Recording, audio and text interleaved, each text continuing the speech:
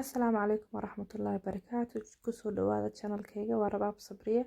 Maanta waxaan sameysanaynaa chips masala. Chips masala intaas wax ka kooban ukun, baradho, barbarooni, basal, basbaas, olive oil, ketchup iyo maxaa la dhihi jiray filfil. Intaas u baahan tahay ingredientska sida loo sameynayo ila daawada insha Allah.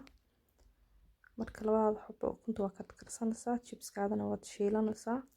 Saliid baad ku shiilaysaa, khudaartaadana waa jarjaranaysaa, raqaygaagana biyaad ku radanaysaa kulul sidoo dhacaanka kaaga baxo. Markaad chipska markaad shiilatid weel baad ku ridanaysaa, weel yacni saliidii waxaa ka dhuuqa ama tissue ama maxaa la dhihi jiray maro baad u dhigi kartaa tawaal yar. Khudradii wixii sida la isugu dardarayay saliid yar baad ku shubanaysaa weel. basashaadi waa shiilanaysaa, basasha cad iyo basasha guduudkan isku dhex daray. Markii si fiican kugu guduudato aduu 3 ama 4 daqiiqo saas u gadgadi.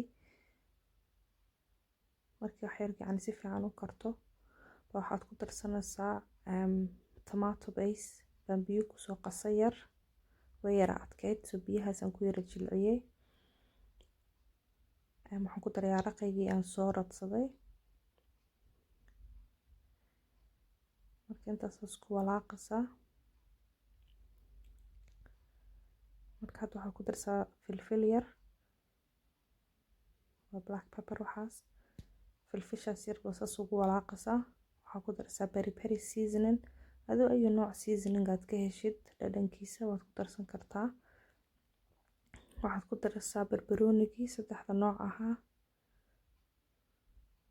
waad ku darsanaysaa, waad ku dhex walaaqaysaa. Intaas markaa saas ugu dhex walaaqdid waa 1 daqiiqo camal kuu saarnaadaan. Waxaan ku daray ketchup yar baan ku daray, tomato ketchup yaroo kalena waan ku darayaa yacni guduudka ayada u yeelasay dhadhanka. Tomato ketchup waan ku walaaqayaa. Marka waxaan ku darayaa cusbo yar markaan ku daro waxaan ku darayaa basbaas yar. Basbaaska daarabta waad ka badsan kartaa laakiin in yar aduu qaado halfkeeda ah. Labadii xabbo ukuntoon soo karsanay intaasaan isku dhex walaaqayaa. Marka inta isku dhex walaaqdo dabka waa ku yara gaabanaysaa. Liin yar baan ku miiray hadda, liin halfkeed.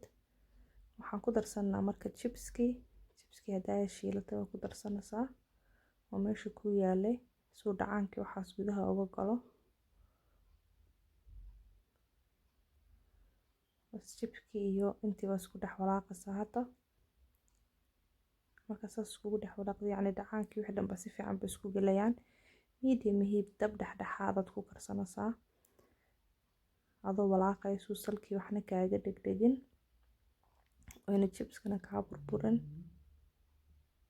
Marka saas iskugu dhex walaaqdid waxaad ku darsanaysaa kabsar caleen baa korka uga daadin kartaa, basbaas qaji waxaa rabtid. Marka wakaas waa diyaar, waqti badanna muu qaadan, waa wax yaroo macaan oo dhanaan oo wax kasta ah oo nice ah. Anigu waan jeclahay, dadka garanaya waa chips masala ama chips mayai hadba saa u taqaanid. Marka daawasho wacan. Asalaamu calaykum waraxmatullaahi wabarakaatu.